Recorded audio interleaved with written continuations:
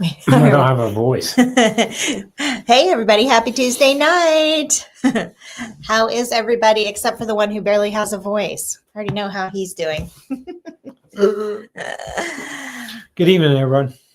Hello and happy Tuesday to everyone that is joining us tonight. Pop on the chat and tell us how you are.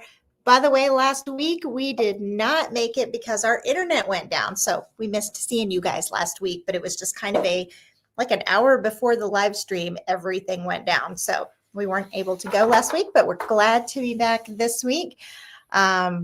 Interesting conversation tonight. We're going to be talking about how the boomers are going to impact the housing market. Is anyone out there a boomer? Yeah, we really want to know that. I'm not really. I'm barely, like maybe a year or two as a boomer, but yeah, what's the cutoff again? I think that we're 65 or something. Oh, okay. Well, you're not 65. So, no, I'm talking about 1965. Okay. Yeah. Okay. So he's barely a boomer. I am not, thankfully. So I am not. Anyway, so it's really interesting. I always like to, as I'm thinking about helping buyers and wanting their house to be like a good investment, I always like to look for incoming trends, like what's going to happen with home prices, what's going to come on the scene that's going to change the market, because I always want my buyers to be able to be prepared for that, to stay ahead of that. And so today, as we're talking about these changes that are going to come with the boomers, I want to be thinking about that strategically as well, guys. I want to be talking about like how you can benefit from this. Agreed? Agreed. Okay. All right, let's take a look at what we have here. So Silver Tsunami, and please pop on and say hello. And so kind of judging based on what we're talking about today, really interested to know everybody's opinions. Okay. How do you think the wave of boomer sellers will impact your buying plans? And I can tell you right now, spoiler alert, they will. All right, but let me pop in here real quick to say hi to Humphrey. Hey, hello, off topic. Did you get a chance to see the Lennar Investor Marketplace website? No, I didn't. I know that they did one, and it gave me all the more reasons to not recommend Lennar to buyers. But tell me about it, Humphrey. Did you see it? Tell me, didn't you say you went? Was that you that said you actually went to the workshop? Believe it or not, Lennar literally used to have on their website that they don't sell to investors. Like they literally used to have that. So that's how much they have changed to where not only are they, it's not just that they're quietly accepting investors. Now they are just embracing it, advertising it, recommending it. Interesting. Wow. So Dale is sitting right here looking at it, Humphrey. But share your thoughts as well. These are pretty low prices. Too. Wow. Are these local? Okay. No. All right. That's the closest one there. But no. All right, let's see here. Good evening, Dale and Wendy. Happy Veterans Day. Thank you, Mr. OL. He's a veteran right here. A veteran. Hey, in fact, I hope anybody else that's on here that is a veteran. Happy Veterans Day to you. Thank you for your service. All right, Possum Smile has a really interesting question, and we were literally just talking about this. Man. Like I am telling you, like 10 seconds before the live stream started. You want to know the quick and dirty of it? Yeah. It will raise the prices of homes. Yeah. By quite a bit. What effect could the 50-year mortgage have on the market? Yeah, and it will. In fact, kind of where we were going with this when we were talking about it is that the boomers, part of the reason they're as wealthy as they are is because when they were buying homes, all right, first of all, America was still tied to the gold standard. And secondly, mortgages were amortized over like 10 years, like 5 to 10 years, literally. And so think about what that would do to home prices and how that would just hold home prices in check. And so, like they bought these houses for maybe $5,000, right? That are now worth, you never know, it's a long time ago.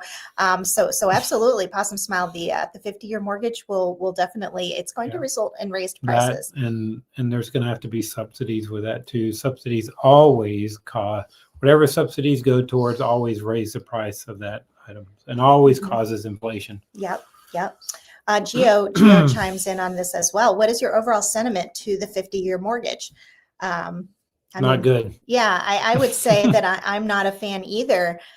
We need to improve affordability, but it's not going to be through causing prices to rise unnaturally. And everybody, actually, lot more of the government to get out of things. Let the economy, remove some regulations on building and zoning and different things like that. So that's what will help the affordability of homes.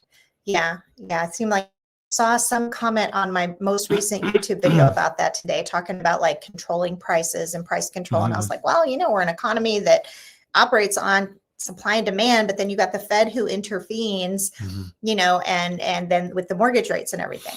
Okay. So Humphrey says, yes, I went to the event. Their website details cap rates, expected cash flows, etc. So basically, from what I can tell, they are really pushing rent-owned communities, the Lennar. So like a lot of money for them, for sure. Yeah. And that's the fastest way for them to liquidate, right? If they can get investors who can buy a lot of rentals. So if you are considering at all a Lennar community, you might want to think twice, because you're probably going to be buying into an all investor owned. Well, I mean, I guess it depends on where you're going to consider it for. It's true. That is true. If for an investor, investment, it might be good. I don't know. Still, I think, long term, actually, maybe not. So the values won't stay up. So that's true. Yeah. So investments in areas where values will go up more. Yeah. Yeah, I would say if you're gonna buy a rental, buy it in a primarily owner occupied neighborhood, so that the neighborhood stays well maintained. Hey, Miss Blingers. Good evening, Wendy and Dale. Hello, and how are you? It's so good to see everybody chiming in this evening. It's night. It's not morning. All right, let me see. Let me kind of jump back in with what I was saying here. All right. How do you think the wave of boomer sellers will impact your buying plans? Because they are coming. They're already here to a degree, and I can tell you what, we're seeing it too. Okay, so let's look at some choices here. More inventory equals better deals for buyers. What do you think? A, more inventory, or B, prices might stabilize but not crash. Competition will rise from cash-rich downsizers. Not much impact on my plans. So chime in, everybody. What do you think? How do you think the wave of boomer sellers will impact your buying plans? And just keep in mind, they've got a lot of cash, right? Because the boomers, if they bought back when mortgages amortized over 10 years, prices were so much lower. Ms. Blinger says more inventory equals better deals for buyers. In general, I would agree with that. Yeah. Yeah. There's some, when you get down to locations and where the inventory is, it may be different. Well, and I'm kind of with C. Okay, Possum Smile says D. Not much impact on my plans. All right. I can kind of see C, competition will rise from cash-rich downsizers, because I am seeing that. Yeah. That's great. Hello to you too. I need your help. We are here to help. Tell us how we can help. That's great. I love it. That's what we're here for. We're here to help. I can kind of see C also, and I will tell you, we're seeing this change because we're getting so many retiring buyers. And when we get those retiring buyers, it is not that they're typically like in the $1 million price range, 1 to 2 million. And it's not that they've had this super high paying career at all. It's just that they're equity rich. And so they have these massive down payments from their homes that they're selling. So I know that we for sure have seen this influx of retirees. So that makes me kind of think C. And also a lot of them are like, look, I want to get a good deal. I want to be strategic, but they're not at the same time like, hey, I want a low ball. Right. They're not really like that. They're more like, show us the true value. All right, let's see what Mr. OL says here. Makes sense for buyers in general, but D for me as I'm looking for new construction only. Okay. Though more inventory new construction can help, unless you're going to build. Of course, if they're building more, that helps though. Yep. All right, here is where Stuff Basic said he needs help. What do you think of Century Homes in Royce City? But it's in Rockwall County, right? It is in Rockwall County. They're doing a 3.875% rate, but charging it in the home price. That's typical. I'm not for every builder, but it is typical depending on what their other incentives are and stuff. They may charge it, and then they're going to give you an incentive to pay for that. So it's kind of a wash on your incentive. And Century Homes, I don't know. I've seen them around a little bit. I don't know a lot about them, but Royce City is Royce City ISD. Right. So it's it's not which that only depends more if you're not worried about schools, only about from a resale standpoint.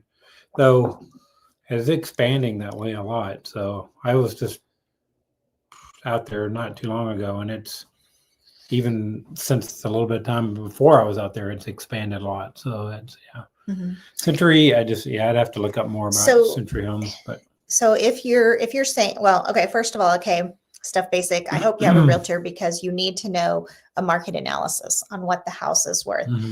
You need to know that. I mean, I wouldn't suggest overpaying for what it's worth. If they're saying, hey, I'll wrap it into the home price, if that means you're overpaying, I wouldn't do it. I actually had a conversation with a buyer a couple months ago where they were talking about that. Beezer Homes was trying to do it. And I was like, I remember telling him, you don't know the future. And so that's great if you get a 3%, interest rate. But if you're upside down and you suddenly have to sell, how is that 3% rate going to help you if you owe more than the home is worth?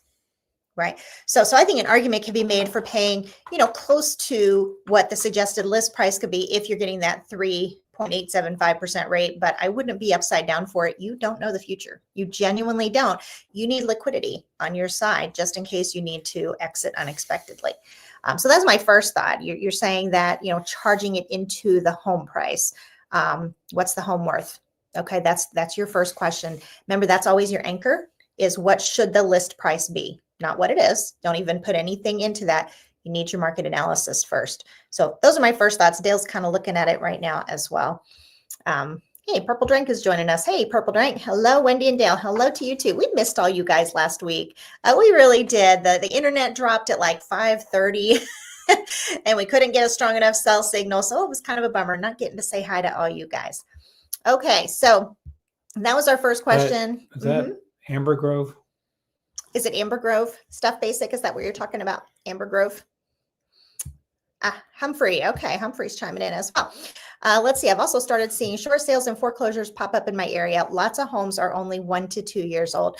I agree with you, Humphrey. I'm seeing it as well because those are the ones that don't have the low rates, right? And so they're the ones that likely paid the higher prices and then don't have the low rates. So let's see what. I did check their CMA. They were selling at 80% of the sales price in September, so they are overcharging for sure. So 80% of the sales price doesn't tell you very much, but did you get what the actual price per square foot is? I need that rate to get approved. Everything is below 3,000 square foot. Humphrey, I was going to comment on this as well. We are seeing an increase in homes going into foreclosure without having any payments made. Like ones, and we just saw this, and it was literally like the houses, they get bought, the buyer lives free for however long it takes for the bank to take it back. And that's really, really concerning. And in fact, I just talked about it in a video of just how concerning that was. And it has to do with mortgage fraud, exceeding IPC limits and all of that. So, okay, let's see here now. All right.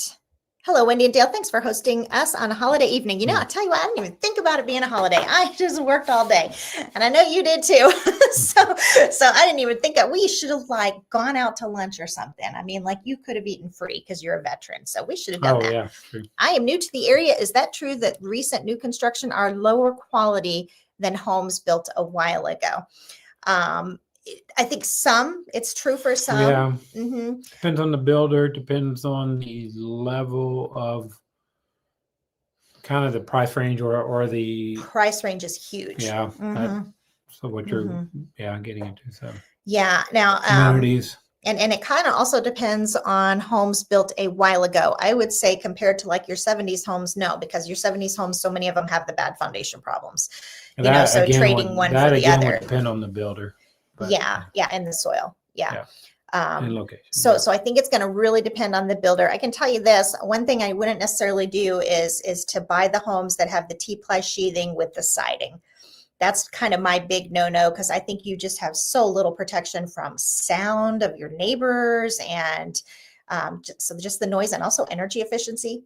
So I think T-ply, the thermoply, the non-structural sheathing came out, and it needs to be paired with good brick and good spray foam insulation, I think. All right, let's Spray see. in production. There's very few builders that are doing spray foam insulation, but yeah, you will definitely. There's a lot of custom builders that do that. So what describes you best in the current market? Okay, first-time home buyer, upsizing, growing family, downsizing, empty nester, or non-primary home. So this is a great. I want to know, our viewers out there, who watches our live streams. I want to know. So you guys tell me, where are you at in the home buying experience? First-time home buyer, upsizing, growing family, downsizing, or investor. Okay, so Ms. Blingers, we've got an A. First-time home buyer. Seeing more first-time and more retirees, so more from both extremes. So, yeah, that's a good point. Okay, Purple Drink says B. Okay, so we've got an A and a B. Awesome, you guys. Possum Smile says C, downsizing, empty nester. That'll be us next. Like right now, we were the classic. Okay, yes, but we're not. Yeah, we're nowhere near it. But just aging us, we were first-time home buyers in 1993. Then we were upsized, growing family from 1990. When did we move out of that one? 1999 through 2004. So we upsized several times. Boom, boom, boom, moved. And now we've been where we're at for years. And I think if we ever move again, it'll be to downsize. I love our neighborhood so much. I always tell people just to bury me in the backyard. so I don't know, but and we'll kind of talk about that aging in place. But okay, so Possum Smile says C. Boy, a lot of you guys are chiming in. That's awesome. A, okay. And then Humphrey says D, investor, non-primary. All right, Humphrey. And then we've got Mr. OL saying downsizing, empty nester. Like I said, if we move again, that's where we would be. B, upsizing, growing family. It's a great place to be. I mean, it's a very real need. And then we have, hey, Gio, A, first-time home buyer. Yeah, first-time home buyer. Okay, let me look at all our responses here. Okay, so we have, you got to count this, 1, 2, okay? 3. 1, 2, 3 A's. Yep. Okay, and then how many B's? Let's see, 1 B, 2 B's, and let's see, 1 C, 2 C's, 2 C's, and 1 a D. All right, you guys, awesome. Thank you so much for jumping in. So what did we get most of? We got another B here, upsizing, growing family, and another A. So did we get most? Was the majority the A's? Like it's really close. It's very close. But so a lot of first-time home buyers. That is A's awesome. And B's. Yeah, mostly A's and B's. Okay. That is awesome, you guys. And you guys are the ones that just make your decisions objectively. Don't get pressured by these builders if you've never been in the market before. Okay, let me see. Hello. Hey, Wendy and Dale, I missed you guys last week. We missed you too, man. We just, you know what? Internet dropped on us, and it was just a weird situation. Like at 5:30, suddenly both of our laptops were like, "Do you have internet? I don't have internet. What happened?" so we missed you guys as well. Let's see here now, Mr. OL, but I still want a big home. Yeah. So you said C. And you still want a big home. And I would say, honestly, actually, I've seen that. That is quite a few downsizers. They want to keep the bigger size. So. Yeah, I would say, and why not? At least 4 or 5 bedrooms and stuff like that. So, and they can do it because they're so equity rich. I mean, they're coming in with, we'll get buyers that are in the $800,000 price range, and on the questionnaire they'll be like, "I'm paying cash." They have it. They're equity rich. This is what we see with the boomers. Okay. And Possum Smile says, "I still want a big home too." Yep, there you go. Let's see, Purple Drake, since I'm selling to get a bigger home, why not upsizing? There you go. I guess that's true. Yep. Hey, Stuff Basic, the same house they listed for $153 a home and ended up selling for $127. Does the CMA reflect any incentives or interest rate buy downs? It's going to depend, Stuff Basic, on what kind of buy down it was. Yeah. If it's a forward commitment, you're not going to be able to see that on the listing anywhere. Okay. But if it's a rate buy down, you're going to be able to see that, or a realtor will be able to see that at the bottom left, where it's going to talk about how much the seller paid towards their closing costs. Hey, Isaac, how are you? It's so good to talk to you. I'm wondering how the home building process is going. It's good to see you too. It's good to see you guys. All right, let's take a look here. I think as we're going through this, I want you guys to be thinking strategically about how you can benefit from this. Whether you're a first-time buyer, no matter what phase you're in, that there's strategy to be had here, that this is a shift in the market, and we always want to be smart about that. You want to be able to kind of see it in advance and be able to benefit from it. Okay, so as we're going through this, kind of think about the market implications, okay, especially with the kind of houses that you go into buying, okay? All right, let's take a look here. The silver tsunami in real estate is here. Are we part of it? You're more silver than I am. Are you ready? Okay, let's see here. For years, the real estate industry has heard the silver tsunami was coming. The long predicted wave of baby boomers expected to sell, downsize, or age in place. Okay, so you've got your three things that are happening there: either sell, downsize, or age in place. So I guess that's two. Yep. But that wave is here. More than 70 million. That number is amazing. Wow. More than 70 million Americans are now aged 65 or older. Baby boomers between the ages of 60 and 78. Guys, what you have to think about here is they're not going to live forever. Hate to say it, we're not going to live forever. And so this is going to bring an inevitable wave. It is. Okay.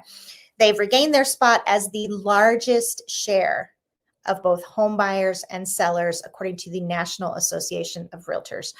And again, this makes sense. It makes sense because of inflation. It makes sense because they were able to buy cheap. Yep. They're older. They probably bought when they were in their 20s, right? I think 50% of boomers were homeowners by the age of 30. Yeah. Okay, 30, right. Yep, so they benefited from the lower prices. Then you have inflation and suddenly they're equity rich. So literally, even if they're just have really low minimum wage jobs, they still got to be homeowners. Then they get to take advantage of inflation. Which and they're pushes wealthy. the value of their home up. Exactly. Yeah, exactly. Which pushes the value of their home up. Okay. Plus, and there's other things too. But I mean, they get from pensions and things like that. So their buying power and decades of home equity are reshaping the market. So true. So true. Baby boomers are really holding the cards in the real estate market. They have earned a tremendous amount of housing equity. And right now they're making moves either in retirement or looking forward to retirement. Now, you know what? I'll tell you guys what we think. We think retirement sounds boring. Yeah.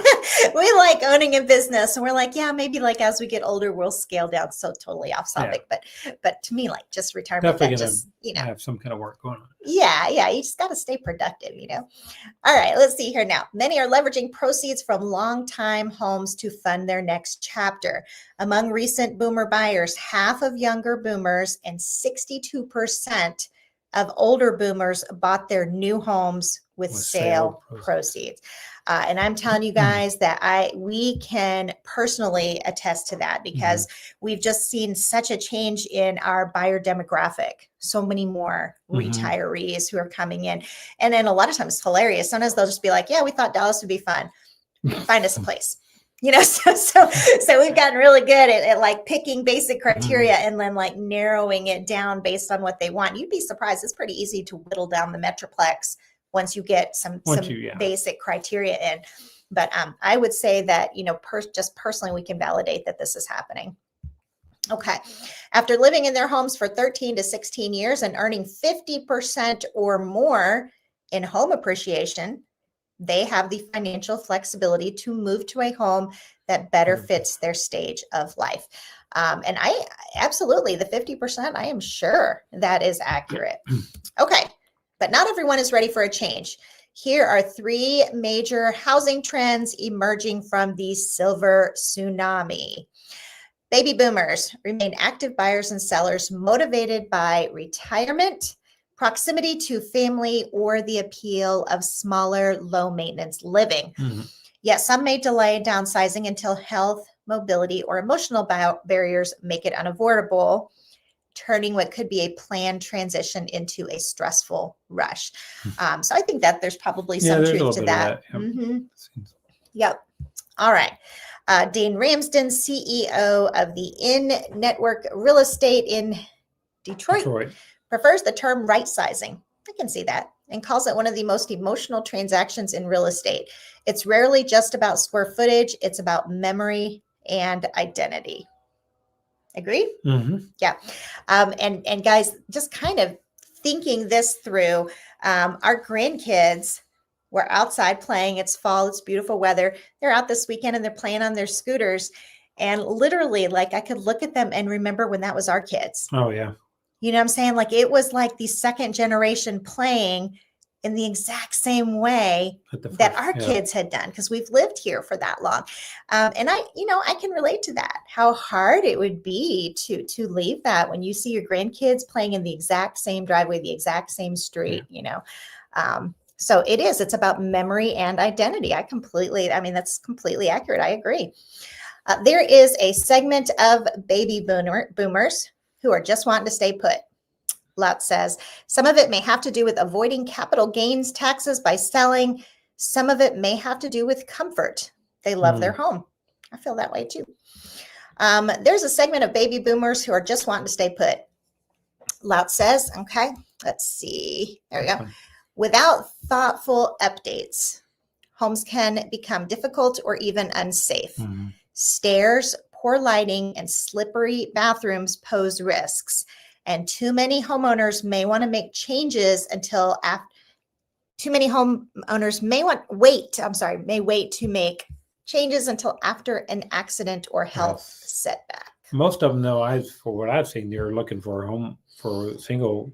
They already thought about those things, and they're looking for a single story. They're looking for, some of them, even generational stuff or extra bedrooms for kids to come in, or grandkids, or whatever. So most of them have already thought about a lot of that stuff, from what I've seen. So you guys, as a buyer, thinking about the fact that there's going to be this wave of buyers, think about what they're going to want. Okay, so start thinking strategically as you're buying. Think about for resale. Think about for resale. Okay, and think about what they're going to be looking for, and if you can accommodate that and it still works for you now, that's a strategy. That is a home buying strategy right there. Okay, let's see here now. The 2025 U.S. House Bathroom Trend Study. Well, that sounds fascinating, doesn't it? The Bathroom Trend Study showed accessibility a growing priority among renovating homeowners. The remodeling survey found an increased desire for low curb or curbless showers and additional lighting for safety and accessibility, whether for aging household members or those with disabilities or young children. Yeah, I agree. And I can tell you guys that right now, that we are getting, along with us, working with more retirees, we're getting a lot of requests for the 1-story home. Well, Dallas is all about their 2-story homes, right? Because they want to put as much as they can on the smaller lots. And so we're getting, when I was talking about how, like, with our retirees, it's typically somewhat easy to narrow down a giant area. It's because they want 1-story homes. Yeah. And there's certain builders that do a lot more 1-story plans than others too. So, and I have been seeing more plans. So maybe they're actually starting to see that trend come. So which I think strategically it's important. I think it's a good idea to do that. We get a lot that want that 1-story, in the higher price range. They want it on an oversized lot. Right. So we get a lot of that. All right, let's see here now. Accessibility has become a defining priority. Okay, so think about that when you're thinking strategically as a future seller. Accessibility has become a defining priority in bathroom remodeling, driven by demographic shifts and broader market trends. Homeowners are increasingly working with professionals to integrate features that make their bathrooms safer, more adaptable, and more supportive for all household members now and into the future. So especially if you guys are doing a new build and you have options, This is something to be keeping in mind. We're not talking about a small segment of buyers entering the market. This is what they're calling a wave. Okay. So we've got a lot of them coming in. Okay. Now this I think is I see a lot of this. Yes, this we are definitely seeing a lot of. Definitely a lot more plans and builder for multi-generational. Yeah, multi-generational living. Oh my goodness, we are seeing this so much. Multi-generational living continues to rise. 17% of buyers purchased multi-generational homes in 2024, a record high, according to NAR's decade-long data. Families are combining households for affordability, caregiving, and connection. Honestly, guys, I would say, I don't know, maybe 6 out of every 10, maybe more of our buyers will tell us, Wendy, we need at least 1 bedroom on the first floor in addition to the primary, and they would like for it to be en suite. Yeah. And because they're saying, and every single time it's because my parents might come and live with me. My mom might come and live with me. My dad might, so that right there is the next gen thing. You can really see that coming on. And like I said, almost every buyer, if it isn't happening for them now, they're thinking into the future, knowing that it will. So when you're picking out a home, if you're like, well, I couldn't care less how many bedrooms are on the main floor, maybe you should care, for future resale. Maybe you should. Okay. Single-story homes, clearly defined privacy zones, and secondary kitchenettes. Yep, see more of those too. Make shared living much more functional. Young notes. Builders are responding with layouts specifically designed for multi-generational families, such as with dual primary suites, ensuite baths, private entrances, casitas, or even accessory dwelling units where zoning allows. Yeah. And I would say definitely seeing this as well. Yep. You too? You're seeing that quite a bit. Actually, KHOV started that trend from a new construction standpoint. I was seeing a lot with them. And they even had the external access or the separate private access to them a lot. But there were some cities that had to get rid of that because of the whole issue with short-term rentals and stuff like that. So, but anyway. Yep. No, I mean, that's a very good point. In fact, whenever someone asked me, Wendy, I need a second bedroom on the main floor, next question out of my mind every time is, does it need to be en suite? Yeah. Because typically that's why they're asking. They're thinking about having a parent move in with them. So they're like, and by the way, we need another bedroom on the main floor. Okay, does it need to be en suite? Yeah. Because they know they're thinking about their parents already. So this is definitely a happening thing. Okay. We're seeing more buyers who sell 2 homes. We've seen this too. We're seeing more buyers who sell 2 homes and buy 1 property with an ADU so they can all live together. Yeah. Okay. There's more than a financial benefit. ADUs let families live independently on the same lot while still staying close. In our own neighborhood, we saw this happen. We saw an ADU built in their yard, and it works. Okay. Long says many of his clients intentionally look for homes with extra bedrooms and baths on the first floor, especially for older relatives. Beyond finding the right home, he urges families to think through the full arrangements. Okay, so I think that's a very good point. We're definitely, like I said, we're seeing this a lot. Long believes the multi-generational home trend will continue to grow. As family dynamics evolve and the silver tsunami expands, real estate pros who understand the needs of multi-generational buyers and who are well-versed in aging in place and right-sizing trends could better position themselves, to serve this growing segment of buyers. Interestingly enough, guys, something that I'm not seeing, and you can tell me you are, is as many retirees as we're working with, none of them are expressing interest in the 55 plus communities. Oh yeah, I see. They're not, which is interesting because you would think, that maybe that's a growing, So I've growing been seeing thing. more of those communities, but so somebody's looking into them. But we're I copied this in, guys, because we talked about this 2 weeks ago. Boomers having the wealth. And I think that this is relevant as well. Boomers will keep passing on the wealth. So the numbers of people's ages 65 and older projected to more than double by 2040, reaching about 78.3 million. Wow. America stands at the edge of the most dramatic shift in personal finance ever measured. a generational transfer of nearly 124 trillion in assets over just 25 years. According to a wealth transfer report, a combination of demographic and economic forces will see a record amount of wealth move from baby boomers and older Americans to heirs, widows, and charities.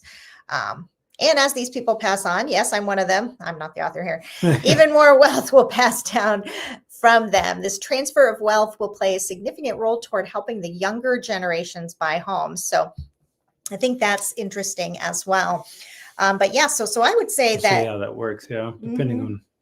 So guys, as you're thinking through your home buying, even if you don't care if there's another bedroom on the first floor, maybe care just for the resale value. And if you have the option, if you're looking, back and forth and contemplating between several houses and one of them has an ensuite bedroom, and bath on the first floor, think about that as a resale. Nobody's ever argued about that. Nobody has ever said, "Oh, that hurts resale to have an ensuite bed." Yeah.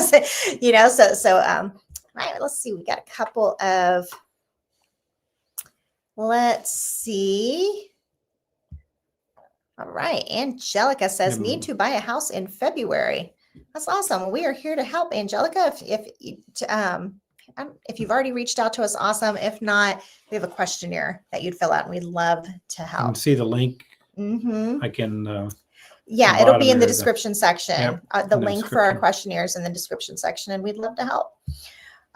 Do you think it's a good time to lock in a deal now before Trump pumps money in the market with the stimulus checks and rates dropping? As in, I don't know that the stimulus check seems like it could be all talk. I don't know. But who knows? Yeah, that's been a talk about. So the last, including Trump, the last, 5 presidents all did that. And actually, I guess you go further back than that. Really, I think I saw something that said the last president that did not actually add in subsidies like that kind of stuff and things and try to help the economy and stuff was Reagan. And then, of course, several years after Reagan was even gone, the economy was great because they didn't have all the inflation and all that stuff. So, Yep. Speaking of rates, let's go ahead and do a quick check-in since we haven't done that yet. Today, I always like to check in on that. And then we'll come back to the comments. Okay, so today's rates. All right, you have on your low end over here, the 6.13% for the 30-year fixed. And then for your 30-year FHA, the 5.89. So just remember, like a couple weeks ago, maybe a month ago now, it was about 5.5. And then before that, of course, we had rates up to 7%. So we've definitely seen some rate volatility, but that just made me think to go ahead and, but I don't know if we really answered your question. I think there's a lot of variables, but I do think one that is baked in is this idea that Trump is going to oust Jerome Powell when his term expires. And to me, when I think of all these other things that are variables, I'm like, to me, that's not a variable. Like we know he's going to do it, and we have a pretty good idea that he's going to bring someone in that's going to be wanting to lower the rates. I guess the question is more our answer would be more of a question. And what are you looking that could be, that you might have now that could change later? Is it the lower rates? Is it higher prices? Is it, what are you thinking? So, because rates are going to go down anyway. But I do kind of think that prices are going to go up. From this standpoint right now, this is the time for lowest prices. It is. That's true. And, but rates are probably going to come down and prices will go up. I'll tell you what we're seeing. It's a really interesting trend is we are at the time of year where most of the time, where the prices bottom out in January. And so in some instances, we're seeing just still those big price reductions, but we have some buyers right now that are working in lower price range, and they're buying very strategically in solid, good schools. Those houses are flying off the market, right? Because you've got liquidity, because you're talking about down in the 300 to 400 range. And then you've got them strategically choosing to buy in good school zones. Those houses, they're going under contract pretty quickly. Now, they're not going above list price by any means. They're usually market value sales. But that's been an interesting trend. And I think that has been as a result of rates going down as well. Okay. I'm 78, haven't had a home in 22 years. So I don't really fit in your A to D category. I guess not. Well, on the upside, you probably don't have to do your own lawn care, I guess, unless you're renting a house. Yeah. So hopefully you've got a nice low maintenance lifestyle going on there. Humphrey says, my mom is ready to right size, has a 3-story town. Wow. Okay. A townhouse 3-story townhouse, and just had a knee replacement. You're right. Because then all of a sudden there's so much of the home that you just can't use if you can't go up and down the stairs. I know our son, one of our sons rents a townhome and he's on the 3rd floor, and another one of our sons is in an apartment that's on the 3rd floor. And I just like think to myself, my goodness, that the one that's on the apartment, how hard is it to bring in the groceries? So, my goodness. Okay. I have a ranch house, but my laundry is in the basement. I won't want to haul laundry up and down forever. That's a good point. That's a good point. And of course in Texas, we don't really have those basements, not in Dallas. Well, we do have a lot of the ranch houses, though. We do. Very true.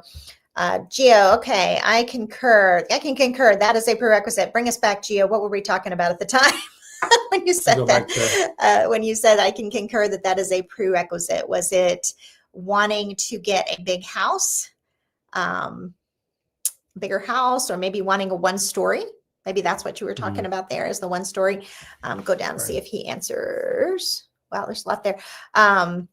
If you'll have to tell us more, Gio, as to what you're talking about, because I lost my place. What we were talking about at the time. I think BBs may flood the market with additional buyers, especially in the 55 plus communities, gated communities, or communities, towns with very low crime rates. This could push prices up. Possibly. Yeah, Mr. Owl, I agree. It's just interesting how with as many retirees as we're working with, they're not interested in the 55 plus communities. Later, I can't think of a single one. Usually they're wealthy, and so they want like the large, more of a state style. They want a large yard. They want privacy from their neighbors. But they will be adding to the number of buyers. Yeah, absolutely. Can you speak on accessory dwelling units in the state of Texas? You got to think about zoning and how micro-local it is. Yeah, you got to look in the city and the community. Because it's not going to happen at the state level. It's going to be usually in communities with larger lots, because there's always setbacks you have to worry about, for city zoning, or even outside city limits. Sometimes there's zoning for setbacks, counties. So, it's true. It's going to involve a lot. And I think other people have asked me that as well. So much of that is going to involve the type of lot. And you're right. And honestly, I don't even know that this is necessarily a city thing. I think it's a neighborhood thing. It's that micro local. What does the individual deed restrictions in that specific neighborhood have, as well as like the HOAs, Of course, you could buy land out places and stuff. And there's definitely lots of land, or lots of open spots like that, lots of land for sale that you can do those kind of things on. So. All right. Texas tends to regulate at the state level. I know with the ADUs, like there's a lot to be said about those individual deed restrictions. If you're going to talk about like side setbacks, front setbacks, rear setbacks, which is going to impact what you can build and where, that's going to be like at the deed restrictions. All right. Let's see here now. Hi, Wendy, your view on center living homes and Chesmar homes. What do you think? Center living and Chesmar. Go ahead. I was going to say, I just recently I think I've done builder reviews on both of those, and Chesmar had pretty decent Google reviews. I was impressed with how they're just overall the quality of happy customers. I was like, boy, that's neat. Yeah. I would say both lateral in terms of their quality and their price range. They look very similar, especially if you're looking in areas where they're selling in larger lots like acre lots and things like that. They're very similar homes. And I would say for center living, those are usually their better homes. Actually in Chesmar too, I think so too. But and there are a lot different products when you're looking in the planned master plan communities and stuff like that. Both of them have a much different product. And I would say in that area, Chesmar is probably a little better, a little nicer upgrades, and center living's a little more plain. So. Yeah. I'm not sure if the 50-year mortgage is a good idea. I agree with you, Isaac. I don't think it is. I completely agree. The whole 50-year mortgage is not a good idea. I agree, purple drink. I would rather stick with the 30-year mortgage. Yeah, I mean, I think too, like, I think it's like, if anything, it would be like a temporary solution, right? Because if you think about it, the baby boomers bought on 5 to 10-year amortization schedules, right? And so they had this lower price. And then you suddenly get the 30-year mortgage, and what do prices do? The prices all go up, right? And so suddenly if the 50-year mortgage comes on the scene, you know, it might help short term, but then prices are just going to go up and you're going to be back where you were, except that buyers and homeowners are going to be in trouble because they don't have the equity. Right. Yeah. All right, let's see here. Jerome is a foregone conclusion. Yes, absolutely. That's what that's what I agree. I completely agree on that, because I think that he's just been so vocal about it. So when people are like, you know, what are home prices going to do? What are rates going to do? And for my critics, because I always seem to get this comment, we do acknowledge and understand that the Fed does not control mortgage rates. We always seem to get that comment that we don't seem to understand that they impact it. They send a message, right? It's because the markets are building into that, and it causes, it's the change that the investors are looking at, and then as they do more or less with the 10-year Treasury bonds, and that's what affects it. So, yeah. Happy to hear you speak on school and education quality, because people are having less children and ISDs are facing lower attendance. You know, just from a realtor perspective, you cannot deny property values are linked with good school ratings. They just are. That's why we had lawsuits. On a bunch of the cities filed lawsuits against the Texas Education Agency about changes in their rating system, because school ratings impact property values that much. So honestly, like, we get plenty of buyers who don't even have children and probably won't be in the same house during the time. They'll probably move before they have children. And I still tell them to pay attention to school ratings. It's a sound strategic. Honestly, too, if you want to have the better school ratings and stuff, it's just, or just continue to have them as residents, whether you have children or not, you should be involved locally, just to keep those, at least to make sure that their budgets are being spent wisely. So that's what causes a lot of the problems with the school districts. So yeah, I think it was interesting to see this past voting election, how it seems like instead of focusing on fiscal restraint and fiscal responsibility, I was really surprised how many people were in favor of raising taxes and raising bonds. There were people celebrating, like, more debt, you know, and instead of having this concept that maybe the school districts could be a little more fiscally responsible and stick to their budget. It was just like, so you have all these people like willfully wanting their taxes to be higher, wanting more bond rates. I was really kind of surprised about that. So you make some great points. That's what you were talking about. Second bedroom on the first floor. Yes. And you're not the only one. We're hearing that. It's such commonality. Okay. Let's see. Any new construction communities you can think of with no mud or PID under 350,000? Well, I can tell you, you're not going to find that in McKinney. You know, like if you're okay with 400,000, Painted Tree doesn't have the mud or PID. You didn't say you were looking at McKinney. I'm sorry. That just came to mind because I just did a video about it and I couldn't believe. You're going to have to go out in the exurbs. Yeah. For that price without the mud or PID. Yeah. But you will be able to find it. Now, new construction communities, sure, you'll probably have tons of communities like the D.R. Hortons and the Lennars that don't have the mud or PID, but I don't recommend those. Maybe down, I know there's some new ones coming. I just can't think of the names of them right now. Or maybe down in the southeast, like the Forney, Kaufman County area. I would say Stuff Basic, they are there. If you're not already using a realtor, we'd love to help you. But if you are, just have your realtor do the work. That's the work the realtor is supposed to do. Their job is to help you find it, help you find the homes. All right. First time home buyer from Hawaii. Well, welcome. Wow. I really love Highland homes, but don't have the budget for one. Finally found one in Royce City, and they had their own elementary school.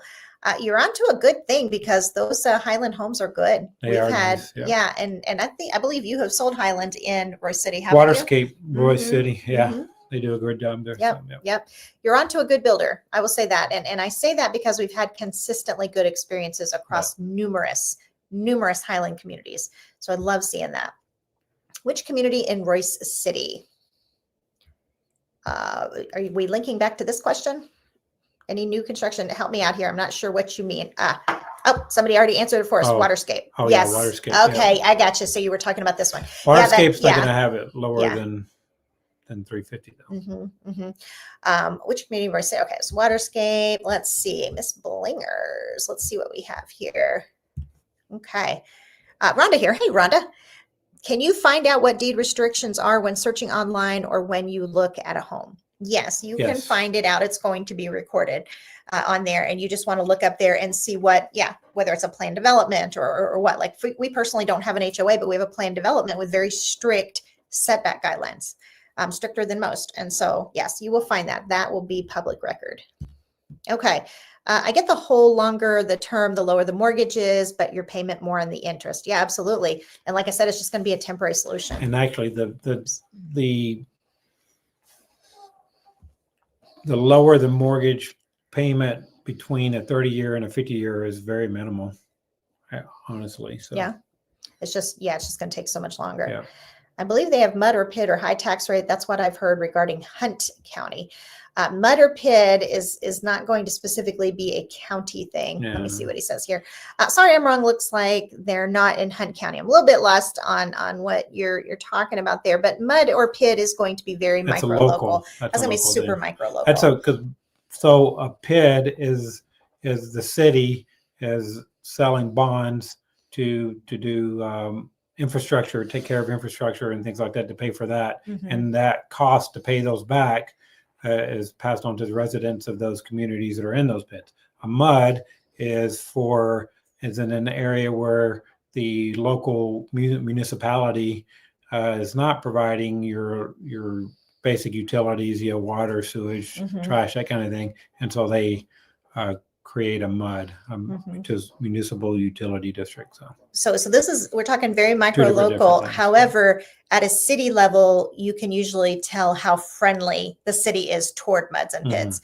And so even though a community is going to define what's MUD or PID, you'll be able to, like, for example, I always call Salina PID heavy because they're so friendly toward PIDs, and it's just so hard to find a community that doesn't have one. In Texas, we need to make sure they're spending on their football stadiums. We don't need to help them with that. I think they're pretty good at that. Okay, what do you guys think of Trophy Signature Homes Builder? Boy, I could say a lot about Trophy Signature. Sure could. Yeah, I mean, they're decent for early homes and things like that at a level. They're owned by a really good company, but yeah, I know you've done some. It's just their Google reviews are so bad. People are so unhappy. You know, and it's owned by a good company that also owns Normandy. They know how to do a good job, and they're choosing to not do a good job with Trophy. It's like their budget or something. I do think their architecture is very distinctive. And if you specifically like that style, that modern style, you can get it with them. But those Google reviews, partly you have to look at here. I tell you, where it's almost like the only place to see them anymore is in communities where it's them and Meritage. That's true. They like to pair together, don't they?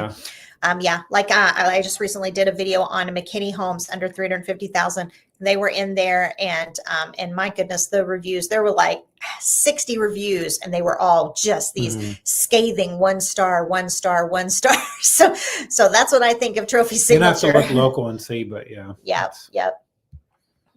Is there ever a time where it makes sense to pay off the mud pit up front so that they are done for good? What about also challenging protesting property taxes each year? I don't think I wouldn't ever say to pay off the mud or pit. The only benefit I could see if you're going to live there for however long that time is set, they're usually like 20 to 30 years, or if you're going to look at it, you're going to be there a little bit long, maybe not quite that long, and you're going to look at it as a resale value, saying, okay, you're not going to have to pay this. New buyer, you're not going to have to pay this because I paid it off. That's the only you'd have to look at the cost for. As far as the second question, definitely, I would recommend you check into challenging your property taxes every year. Yes, always protest your property taxes. I don't know. I feel like it would be really hard to advertise or to gain appeal for the PID being paid off. I mean, you would just have to really emphasize, you'd have to have a good listing agent who's really like, by the way, you're going to save $200 a month with this house. Well, you'd have to look at to see what the amount is. And I guess if you just had a lot of extra cash and you needed to do something with it. Yeah, I just feel like you can't predict the future. What if you have to move in a year because your job relocates you, or it stops being a remote position or something like that? So I just feel like that's the only reason I could think of. Yeah. Does William Ryan Homes build 60-foot lot homes? Asking because I know they are building in 10 Mile Creek, and I saw some prices that are pretty good. That is a good question. I know their most expensive product is at Astor Park, but we just had such a bad experience with William Ryan that I was like, I don't ever want any of our buyers. Like, don't ever buy from them again. But I think that was just that was that community, I think, because I've been seeing them in some nicer communities, and I'm pretty sure they probably have some 60-foot lot. I mean, it's hard. I mean, I would say Astor Park probably. I mean, but not positive about that. I'd have to look it up. Purple Drink, you can probably figure that out easily enough on an MLS search. All you would do is select the builder name as well as the lot size. So it's going to have it in acres. So you would just do like 0.16 plus. And if you limit, the builder name as well as that acreage, you'll be able to get that answer. How about Beezer Homes? Okay, I would have to say I'm not a fan of Beezer. In all honesty, we had an experience with Beezer where they were doing false advertising. They were advertising that they had a forward commitment in a community. And when we asked them, they said what they specifically said was, well, we're not doing it at the price we have listed. If you want it, you have to add 20,000 to the price. And so to me, that was just unethical, I felt. And so that kind of really put a bad taste in my mouth for Beezer Homes. Okay. If you were a young family, 3 kids, what community of Legacy Hills would you pick and what builder? Now, are you talking about Legacy Hills in Salina? Is that what you're talking about? Legacy in Salina? That's a tough one because I'm just not a real fan of anything Legacy there in Salina. If that's what you're talking about, I'm going to watch and see if you comment here. Legacy, I just feel like they've got so many. Yes, Salina. Okay, good. I just feel like they have so many cheap builders all coupled into one place. Now they do have in there, they've got Starlight, Lennar, DR Horton. It's almost kind of like any cheap builder you can think of. They're all there, so I feel like it's going to end up being like a really Beezer, Madame E, William Ryan.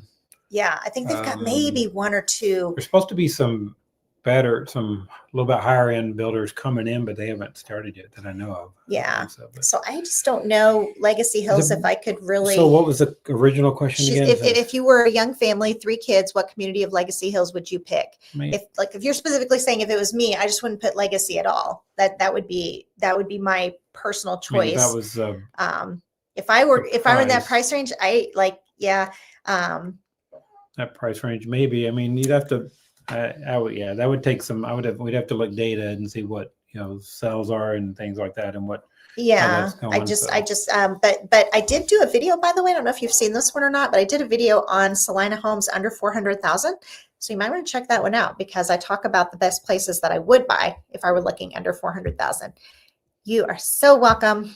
And I know they build mostly at 55-foot lots, but when I look into it, they don't say what size of lot home they are. Yeah, a lot of them. Yeah. It's hard to find. You have to call them or something. Yeah. I mean, I was going to say like on the MLS, you'll be able to tell by the acre size, what is the difference between a 55 and a 60. Okay. Good afternoon. How difficult is a resale with a PID? It's not, it's more, are you trying to sell near new construction, right? If you're talking about a new construction community that has a PID and you're trying to compete, but otherwise, like it's kind of a given in places like Salina. What do you think? Would you agree with that? It's more, here's one thing I would say. What are you getting for that PID? Okay. Yeah. That's my question. What are you getting for that PID? If it is a pointless PID where you have no amenities. Check into what they're doing and so you have to go to the city website and then read up on what infrastructure is paying for and is it being built? Is it being worked on and stuff? So in Salina, I would say for the most part they're all going to have PIDs. Well, they are working on it too. They are bringing in the infrastructure that is doing something, but like in Salina, for example, most communities have PIDs. And it's going to be the community itself too. You're going to have to just look at, okay, what's resale value in that community as well. So, Yeah. And back to the William Ryan again, Mhm. Astor Park is 60-foot lots. So That's their most expensive product. So. Yeah. Okay.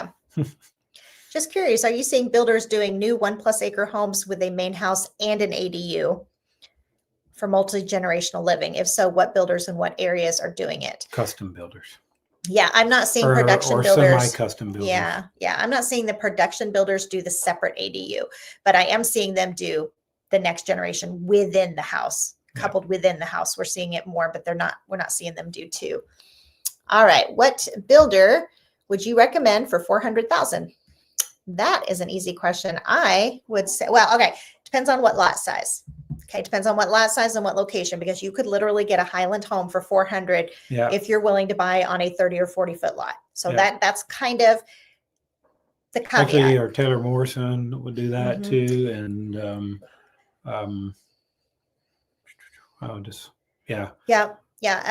Normandy maybe. But for 400,000, a lot of times, For you know, depends on the area, the city, and the community. Yeah. I don't know if you've seen my video or not, but I made a video where I ranked the best and worst builders under 400,000. So you might want to check that one out. In that video, I found Bloomfield to be first place, that they were just a good quality builder in that under 400,000 range. So when you take into consideration Lennar, DR Horton, I mean, there's so many that are under 400,000. Bloomfield rises to the top for me. We've just had good, consistent experiences, good, consistent quality. Actually, west and northwest, Bloomfield has a lot of communities that probably have those. So now they build all the way up to like the 700,000 range, but they build plenty, you know, in that 3 to 350. I know we've sold some. You are welcome, Isaac. The PID scares us away from Selena and Faye. I mean, it has to be taken into consideration. It affects your monthly payment, you know? So you can literally afford less house in a PID neighborhood. I think about that in McKinney, like Painted Tree versus Trinity Falls. Same exact price house will cost you $300 more in Trinity Falls than it will in Painted Tree. However, that's because of a MUD, not a PID. Is in McKinney or Princeton need 300,000 or lower, can't seem to escape the PID. You are so right. I just did a video on that with McKinney, and I was like, man, every single one of these houses every single one of these communities have the PID or the MUD. Because in McKinney, it's due to the MUD and the PID, it's because all the new construction ones are out of city limits up there. That's true. Most of them. Painted Trees not, but the other. Yeah, you're right. You're right. And then the one thing I would think too, DTC is if you're looking at 300, can you consider a community that doesn't have the PID or MUD, and maybe suddenly you qualify for a better product, right? Because like Painted Tree, their entry price is no PID, no MUD. So, you know, that's something to consider as well. Let's see here, Lau. Your videos talk about the types of sheeting. I'm assuming you mean sheathing. You like or dislike. Can you discuss that more so I understand what you mean?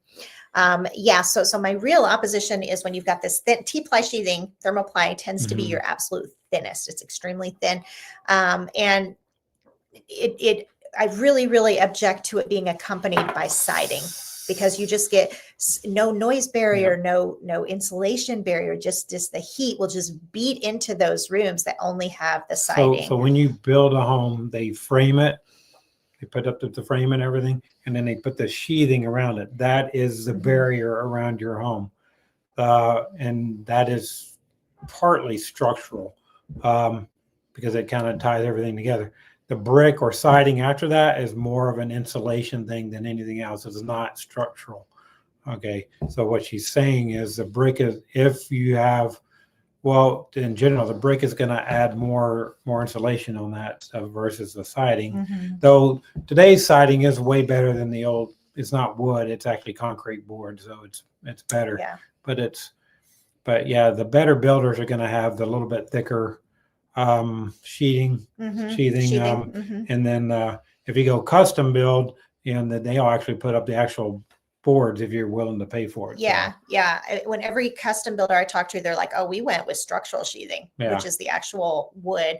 And you've got like the zip program, which is kind of a combination. Yeah. I would say like your worst is when they do the T-ply sheathing without any corner bracing. Yeah. Like literally there's nothing holding this stuff in place. Like if you're going to use this sheathing, then put the bracing on with it so you can secure it. Yeah. All right, let's see here now. Why is Trinity Falls cost more than Painted Tree? They have a really expensive mud.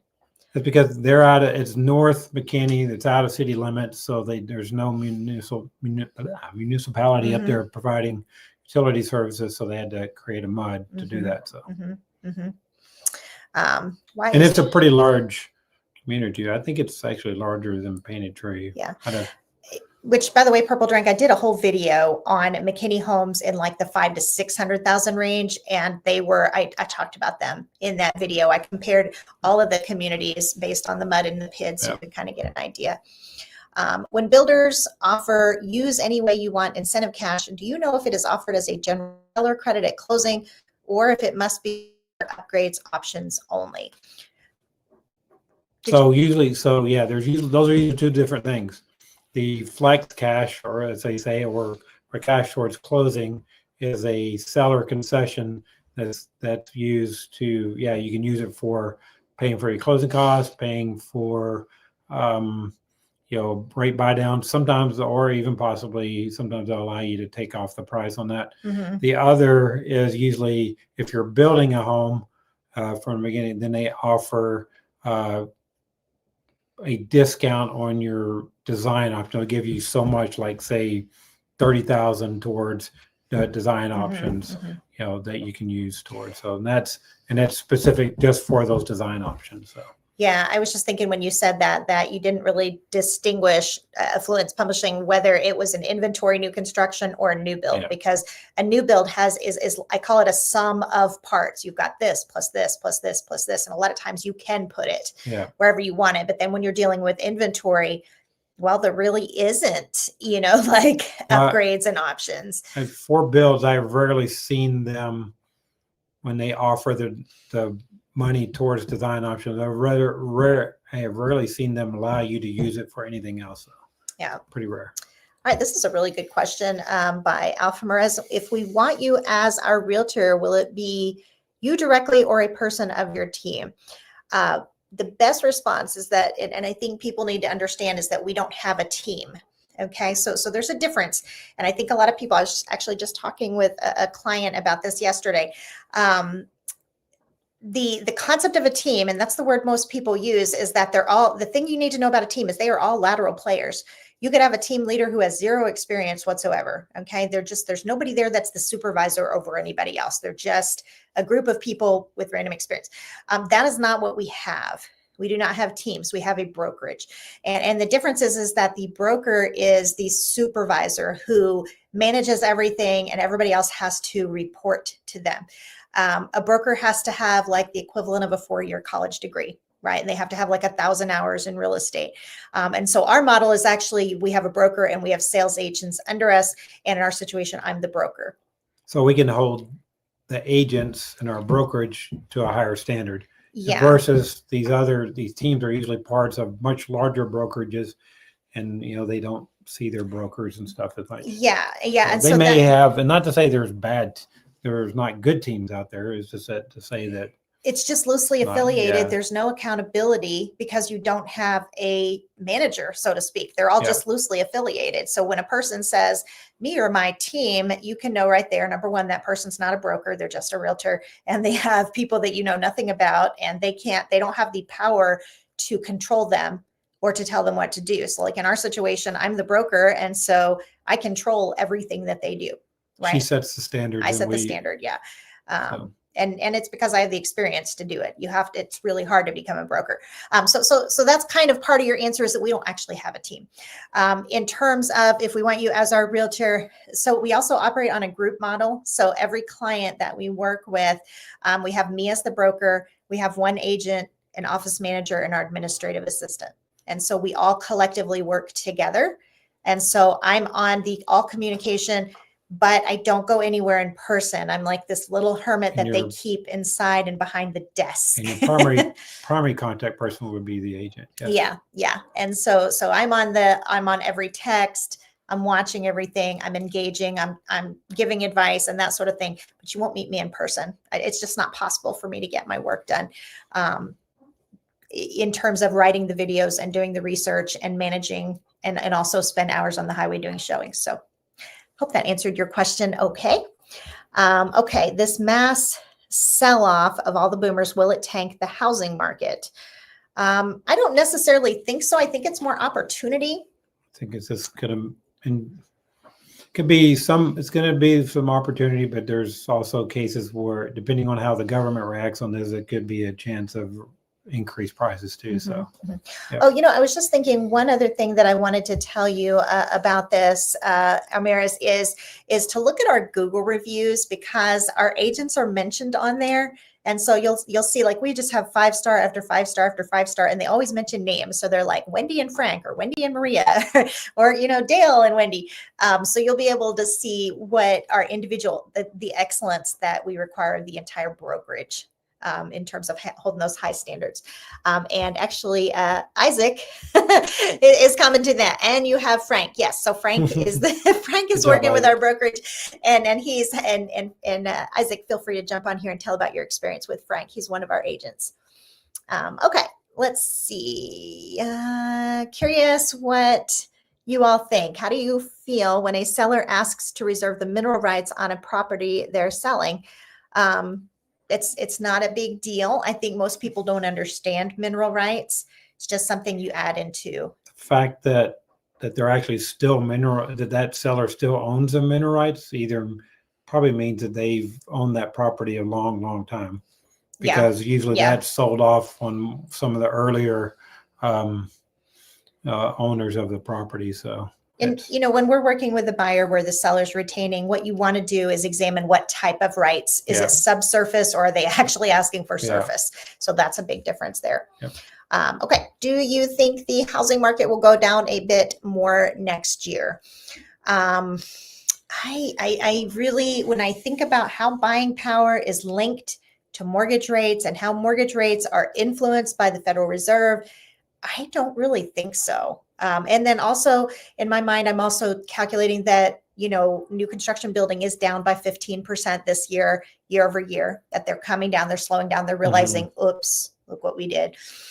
So we overdid it, so they've slowed way down. So I think that, and also I do want to answer there that I'm assuming that you mean year over year.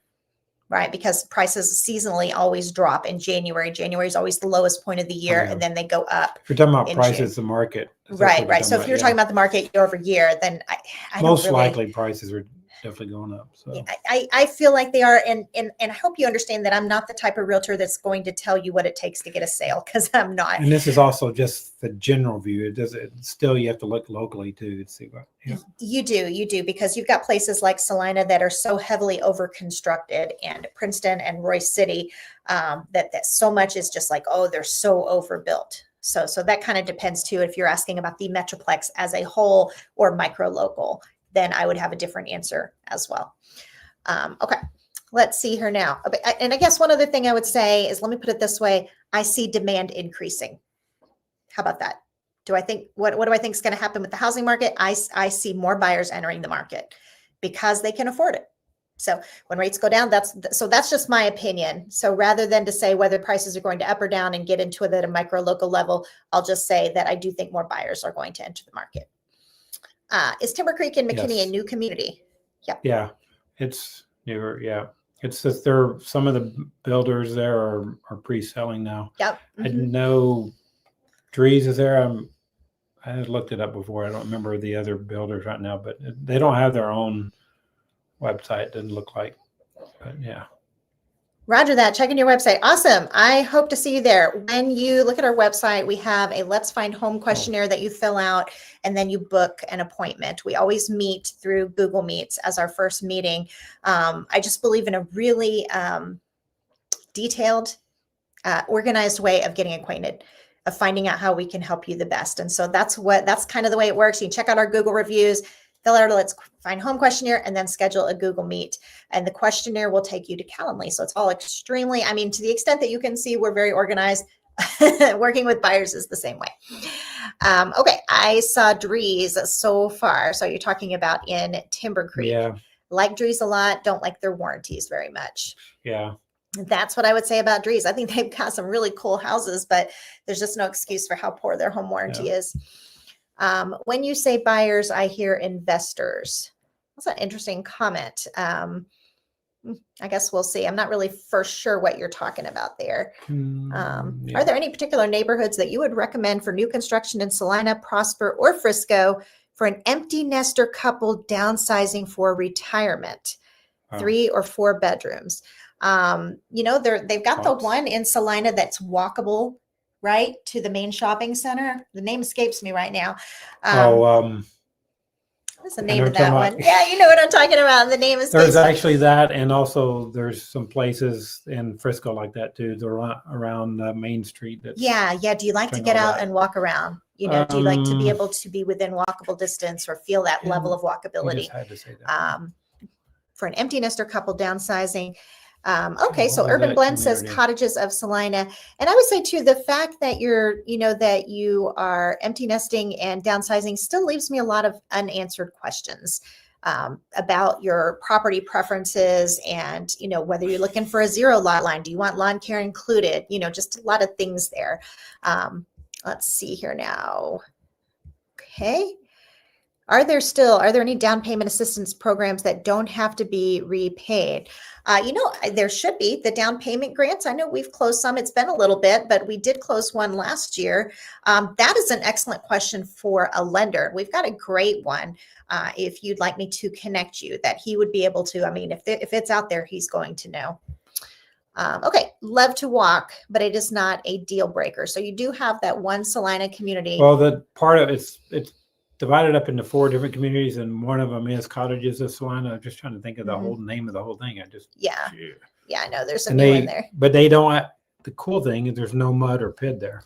Yeah. So. All right, don't need lawn care, but do not want a townhome. Don't like neighbor noise. Yeah, I think that is really the wild card. With they have different sizes for sure. There, so yeah. So I would say that in answer to your question, I would just have a ton more questions for you to really nail that down. I think it's really, really important that a realtor work with you on bringing you everything there is that's within your possible framework. But I feel like I would need to know you better before I could do that. So that would be in fact, when I talk about like filling out a Let's Find Home questionnaire, that's why I don't take casual phone calls. I'm always like, fill out the questionnaire, because then I feel like I can know you. And when I see all your criteria, I'm like, oh my goodness, I know exactly where would be good for you. So that's partly why. All right. Thank you. This is a great way to end the evening. Just real quick, it's called Uptown Salina. Oh, yeah. Yes, that's what it is. Okay. Yeah. Yep. Good. Thank you for finding that, because it's just like the name was escaping me. I know. Thank you for all your very informative videos. You are so welcome. That is my goal. As I'm sure you can tell, I'm not here to entertain. I'm far more about informing and protecting you, giving you as much as I can. All right. Let's see.